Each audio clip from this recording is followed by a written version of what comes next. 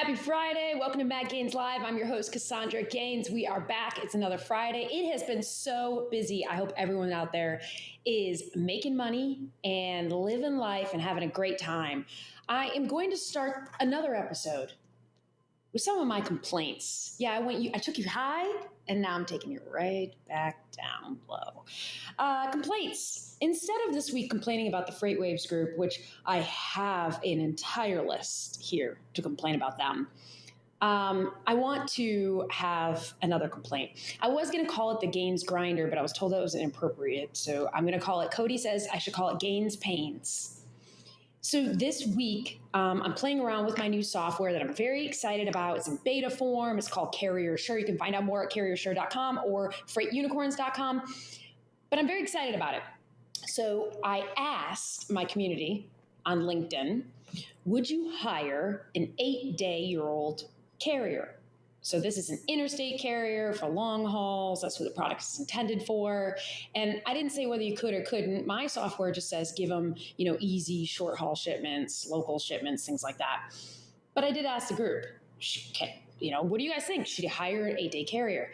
In my mind, I had like a kind of a response of what people would say.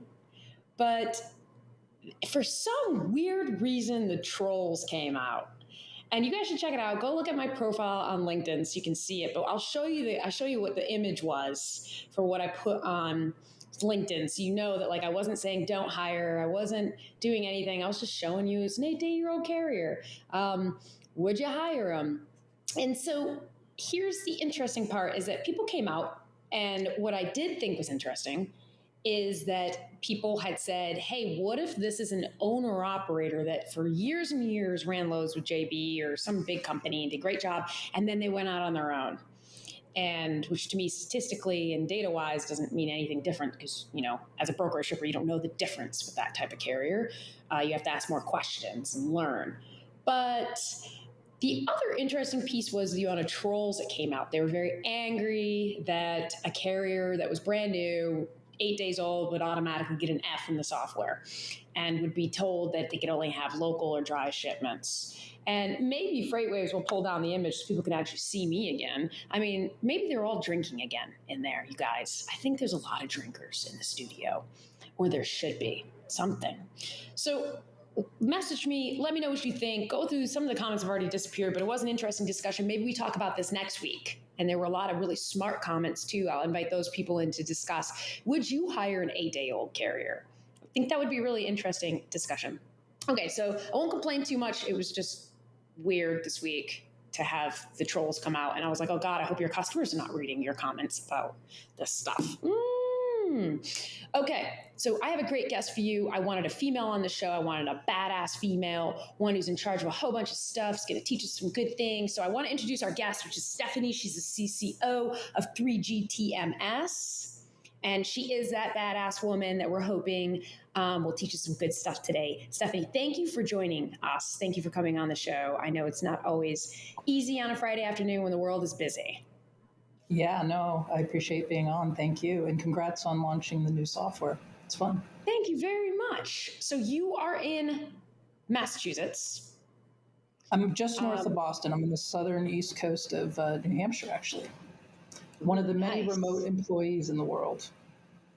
And beautiful area. Bitter cold in the wintertime, of course, but it's so beautiful. It is. Are you a Red Sox fan? I am first a Patriots fan, then a Celtics fan, then Red Sox, then Bruins. And what if the Red Sox is lost out? Who's your second team? The Diamondbacks, because I lived in Arizona and Phoenix. Oh, that's why. Because I was like, whoa, I never expected her to say that.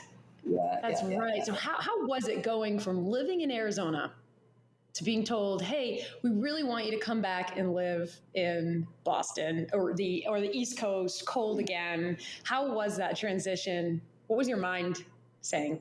Well, we weren't, it wasn't a company thing for me. It was a family thing. I grew up out here. And like many, we get to be females in a little bit of a sandwich generation. In my case, I'm late to the party on kids, so we have an 8-year-old.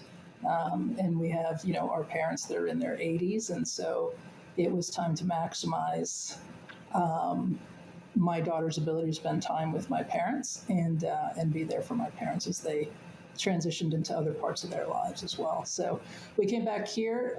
So for family reasons, that's really good. For weather, not so good. For being near the ocean, fantastic. But we're adjusting. We've been back for 2+ years, so it's okay. All right, so you get it. But the best part is you get fresh like seafood, right? In that area. Yeah. One of my brother's buddies a lobsterman, so we get hooked up. Oh, yep, I think nice. I would live in a cold area for that. That's how much I love seafood. Oh my God. So you've had an interesting career. I love your career when I looked at it, and I wanted you on. It's because it is hard to find women leaders in our industry. But tell us more about your company and your role now. And then if you don't mind, give us some distinguishing points about your software too, because I hear a lot of people talking about switching their TMS. And when I ask questions, because I'm not fluent in that area, there's all different types for different types of companies. It's crazy. So I'll let you answer that. I won't jump in too much there. Yeah, no, absolutely. So that's right. I'm with 3G TMS. I've been with 3G for just over 2.5 years. It'll be 3 years this fall. It's been exciting. It's been fun. So 3G stands for originally third generation. Mitch Wesley, the original founder, had been behind Wesley Software that had sold into McHugh and others, and then also had done the next generation that had sold into Oracle. It's now Oracle TMS. And he had set out to create something that was more accessible, more flexible on where things were quite a number of years ago. And since then, it's kind of just continued to evolve. And when people say, what's different? There's TMS. If you plop TMS into Google search, you're going to get hundreds of results. If you go onto G2 or you go onto anything else, you're going to get tons of stuff. To your point, Cassandra, it's going to be a mix, right? Who's looking for what? Am I just doing partial execution, but it's called partial TMS, or it's called this, or it's called that? It can be really, really confusing on the landscape.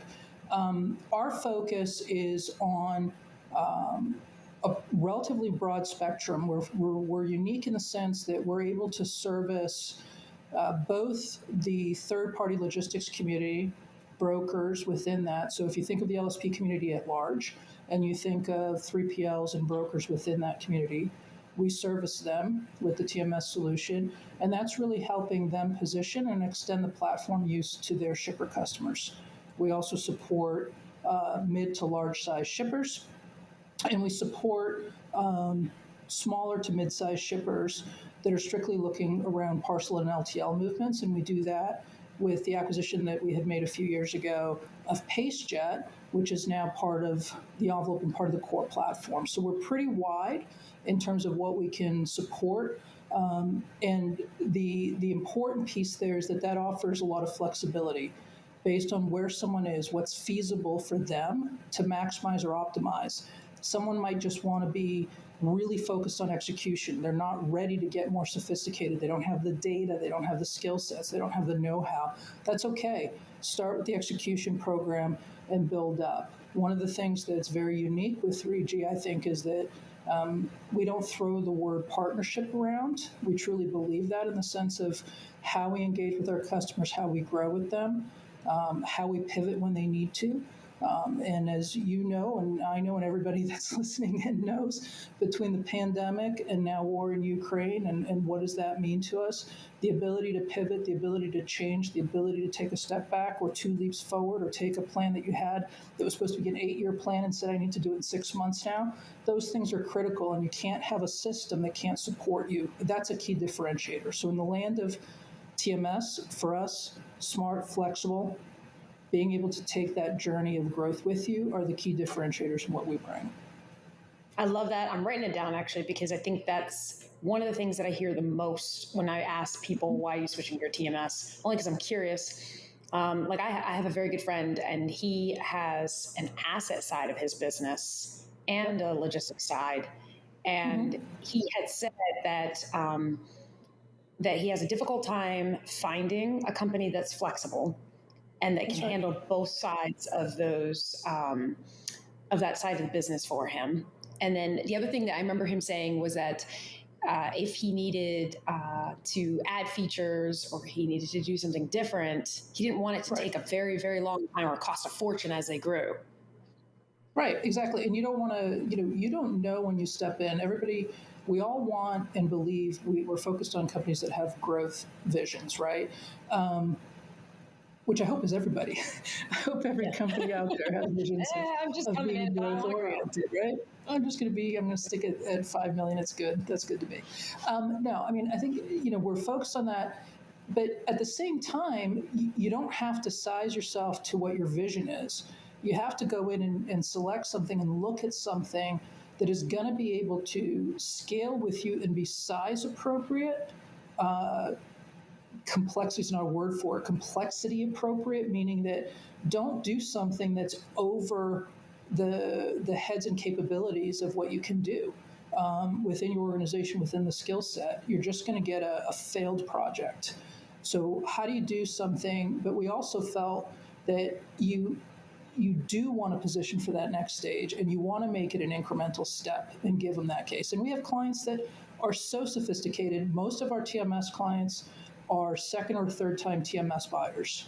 And the reason they end up coming back around to us is I didn't realize at first how important the flexibility, my ability to interact and engage in the system, how I wanted to change to do was more important than maybe just slight feature ABC, right? And the level of partnership that's required. So those things are critical in the assessment of what folks are looking at. And what we spend most of our waking moments figuring out is what's truly valuable at a given point of a client's journey, and what's going to create return, and how do we not put them in a position where they can't move without it being extremely painful. Makes sense. I love that. I love your focus on that. Very important features. So let's switch. We have about 13 minutes left, so I want to make sure we give it enough time to talk about your leadership and your journey as a leader. So when you were growing into your leadership role in within this company, or actually any other company, could you tell us about some of your struggles as you grew into leadership? I think people make like common mistakes when they become a leader, but also your thoughts of being a leader in our industry too, as a female. Yeah, it's interesting. A couple of years ago, it was, I guess it's 3 or 4 years ago now, speaking at one of the Microsoft events, and it was about women in logistics and things. And I was on a panel, and it was terrific to be surrounded with these women who had been movers and shakers, really, in advancing the cause and the experiences that they had had, or where they'd bumped into walls along the way. I have to admit that I've been incredibly fortunate in many of the opportunities that I've had, and I haven't had to face the totality of the obstacles that I've heard in some of my friends' cases or other elements that are out in the market. But I will say that as a female within logistics in particular, it's a growing percentage of women, but it's less at pure leadership ranks. Just as it is holistically, right? Like 8% of CEOs are women in the US, or whatever it is. It's not a large percentage, so you're going to have some natural things. I can sometimes think differently in the approach that's taken, and sometimes that plays well, sometimes it doesn't. Sometimes you have to go fit or reframe your thought process. For me, that's been just something that's continual growth. My career, though, Cassandra, just started more in the direction where I might have been in your shoes at some point in time. So I actually started thinking that I was going to be in international corporate law. That was my undergrad, was pre-law, focused on international relations and political science. And then taking the LSATs, and I went, well, I don't know if I really want to do this after all. And so I stumbled for a while, but it was through allowing myself to stumble and figure out some things. I started working for a French government agency on economic development. That led me to meeting somebody that was looking for where to put in their operations, and they were very focused on where's the spur line go. I need to be closer to this rail line or this access point, and I started to get interested in logistics and the impact of logistics on site selection where things were. That evolved into the next step, and then at about 90 or 2000 rather, I got in the software side of it, and I said, wow, this is exceptional. Supply chain software, you get to talk with virtually any role within a company and have something positive to say of how supply chain data, logistics data, information impacts their daily life or how they get to support it. So that was like, wow, you can do that. And I can do it across pharma or life sciences or automotive or a paint manufacturer or 3PL. As a person who's inquisitive and has a wide array of interests, that's massive, right? You're like, wow, home run. I suggest to anybody who loves that kind of variety in their day, supply chain is awesome for that. Anything that touches supply chain, anything that touches logistics is going to give you a ton of opportunity. So the last 20 plus years, that's where I stayed. I stayed kind of evolving through and touching around global trade management. I spent most of my first 20 years or so of my career outside of the US. So a lot of time in South America, a lot of time in Asia, a lot of time in Europe. Then started working in more on the WMS side and then some of the freight audit and how do I maximize what I care about. So do I care about freight audit? No, I care about knowing that I have good access to data that's going to make me have informed decisions later and avoid costs that I shouldn't have and maximize where I have other opportunities. Then that kind of led down this path recently, and my roles have spanned and continue to span areas of product, services, and sales. Within 3G, we've been growing. We had a great 21, which is just hugely thankful for.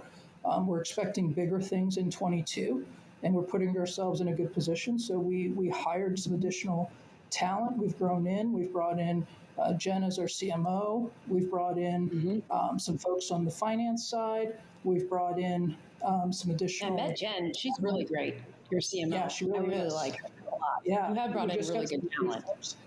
It is. So we've got all this great talent, and we're spreading it out. I wish I could talk to you for like an hour. You should see my notes. I always try to keep notes of things like I want to remember to come back to. I wish I had you for like a full hour because there were like 20 things I wanted to come back to. Okay, 2 things I want to come back to. Yeah. One, stumbling for a while.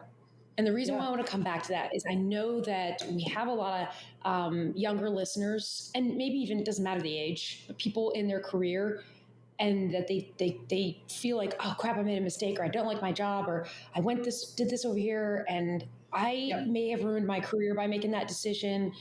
And I think you said something really powerful there with regards to stumbling, even if you feel lost. You're going to pick something up. You can learn from it. You're going to find your new interest angle, right, as you go in. Embrace it. One of the things that I've done in my career is I've never said no to a potential opportunity, even if it freaked me out. I had to go and spend some time in South America trying to get us out of some bad acquisitions. I was young. I didn't like if I had stopped for a second and said, "What do you do?" I would have said, well, who's even going to want to listen to this, or why, right? But you go and you're stumbling through and you learn and you pick up things along the way, and then it feeds the next piece, right? And so taking those opportunities, learning from a stumble, saying, look, maybe that's out of my current wheelhouse, but sure, I'll give it a go. And I'll ask for help along the way if I don't. And and that's how I found, look, I'm not passionate about this, but I am passionate about this. For me, I was fortunate that, I was early 30s, I guess, when I started on the software side of things. And I won't ever leave it. I love the software side of things because I love that connection across all the different industry sectors and parties along the way. So that combination of software and supply chain is huge. Because I love that. That was literally my second question, is that what have you, I imagined you learning across all these different roles and different industries. And I could see it when you said there's an inquisitive mind, you would love that because you just get to learn so much. So I was imagining when you said that, I wondered in the last 2 years, What has changed in what you've been hearing and seeing that's been ringing out to you constantly, if anything? I'm just looking for patterns or things that you've been hearing that's changed over the last 2 years since the pandemic. Yeah, I mean, obviously, there's been a ton of things from where we are, from the first days that everyone went home to wow, this is going to be impossible. No one can work from home. No one can do this other stuff, right? There's those things. Those have been talked about at length. But I think the combination of things, it's less about something new as a reminder of how fast things shift and change, and the resiliency of people, one for new opportunities, but also for kind of digging in and finding the spirit to keep pushing forward or come up with some way to succeed. That's been a part of it that's I'll say like the wow, that's awesome, right? The negative side of thing is missing out on some of that day in, day out, touch-based collaboration with folks and partners. You can sometimes miss things, right? And so the last couple of years, that's been taking place. We're doing some things at a distance, but specific to market general learnings and activities, we're seeing a retrench, right? I'm expecting it, reshoring activity, other movements, more consolidated supply chain lines, squeezing in closer to the end consumer. I was talking to a colleague this morning, and Amazon was down, Walmart was up. Or what kind of shifts are we seeing? So I think it's interesting in the speed of change that's happening. Whereas many years ago things changed maybe a little bit slower. The speed of change today is so fast. It's impressive. It's impressive how quickly, especially our country, has adapted. Even in the beginning of the pandemic. It's very impressive. Yeah. The third point, and I only have a few minutes left, but I really wanted to jam in this third point. When you did have your experience working abroad, what were some of the game-changing learning techniques that you had to adapt to versus when you worked here in the U.S.? Yeah, so interestingly enough, because for me it was almost the opposite. I spent most of my front career outside of the U.S., and it's been the more tail end of my career that's been more heavily domestic focused, which has been an interesting piece of it. The difference is what I found is it's really good, and I have some funny stories of being like in Ecuador, and I get by a little bit in Spanish, not perfectly by any stretch, but observing and listening and kind of taking in, right? And then sometimes surprising people with your attention. Those were things that were kind of funny highlights, right? Of people thinking, well, she doesn't know what she's talking about, or she doesn't know what we're doing. Let's just kind of keep doing our thing, and then you're able to pick it up, right? So those are kind of more of the funny things. I think the reality, though, is that the problems on the commonality, the problems are the same everywhere. The problems of how do I move things? How do I attack a problem? How do I make something more efficient? How do I keep my folks engaged? How do I get a good feeling of partnership and rapport? Those things are universal. They're not unique to the US. They're not unique to anywhere. They're universal elements. And so every single one of us that operates, no matter where we operate, yes, it's a different cultural environment. Yes, there's different parameters at play. But at the core, it's business. At the core, it's human relationships. And we thrive in that. Yeah, I love that. So we have, let's see, about a minute 30 left. What are the plans for this weekend? Are you going to have some big lobster fest, or just lie to us? Tell us you are. I'm not. Live through you. My undergrad was here locally at UNH, University of New Hampshire, and so I've got some old college buddies actually showing up in a couple hours, and we're going to go to the hockey game, which is exciting, the UNH hockey game, and then have a little bit of weekend. So when you're at the hockey game, are you gonna yell at the players? Like, do you get really engaged, or you chill? I don't know any of the players, but I'm hoping some. I don't know any of the players, but I'm hoping some fish get thrown. So that's one of the things, is throwing some fish on that. Okay, wait. People bring fish, like frozen fish, real, like live? Yeah. Wait, not live fish, dead fish. Not live, dead fish, but onto the ice. I mean, it's hockey, so you never know. I could see people being sick with the live. Yeah, well, that's true. That's true. Out there. Yeah. So I haven't been in a while, so we'll see. I was going to take we were going to take our 8-year-old, but she's been under the weather, so Grandma's stepping up and poor thing. babysitting. So yeah, but yeah, also we don't want her so traumatized by seeing the fish being thrown at people, and then she can't sleep that night because the fish come back and haunt her. I can see that. She'd be traumatized. I'm going to try to relive some college days this weekend. Let's put it that way. That's what I'm trying to do. I'm glad. I love it. Fresh air. Well, yeah. I hope that people see this interview and like, you are dynamite. You have so much to share. We only got 26 minutes with you. I wish it could have been longer, but I have a feeling that people are going to see this and you're going to be like their keynote speakers and you're going to be on other podcasts. And I'm sure your company will love that, but we've really enjoyed what we could learn from you, and enjoy the hockey this weekend. Yeah. And thank you for coming on the show. And I hope everybody reaches out to Stephanie. She is on LinkedIn, and check out her company. LTL brokers know that smooth automation is the name of the game in today's freight environment. That's why Tide TMS has a team of innovators